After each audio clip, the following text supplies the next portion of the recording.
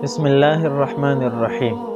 یو ملګري تپوس وکړو خو د ایزی پیسې په ذریعې سره چاته د زکات پیسې ولېږي نو آیا دې سره زکات ادا کیږي او کنه؟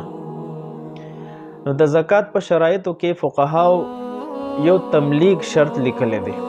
تملیک معنا دا چې یو زکات ورکوونکې انسان به فقیر او مستحق سړی د دې زکات د پیسو مالک جوړي. نو لکه څنګه چې عام نصاب نه یو فقیر ته زکات ورکې هغه مالک جوړ کې اختیارمند دی کې او دې سره زکات ادا کیږي. همدک کشان خو د ایزی پیسې په ذریعې سره تا چاته د زکات پیسې ولېږلې دې سره هم زکات ادا کیږي. البته دا مسله شته چې کله د ایزی پیسې په ذریعې سره د زکات ورولېږلو او هغه سړی ځان له هغه پیسې روباسي نو خامخا دکاندار د پیسو پسې خامخا کټوتي کوي.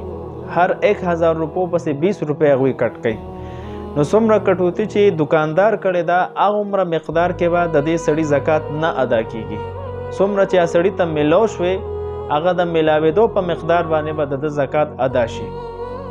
مثلا یو سړي 5000 روپۍ زکات چاته ولېږلو نو 5000 روپۍ چې کله هغه روباسي نو دې پسې 100 روپۍ دکاندار کټ کوي. نو د دغه 100 روپو زکات نه دی ادا شوی او دغه 4900 روپۍ چې د سړي ته کمې میلاو شوې د دک زکات ادا شو. باقی د 100 روپو زکات نه دی ادا. دا سړی به د دغه 100 روپو زکات نور د خپل مال نه ادا کوي.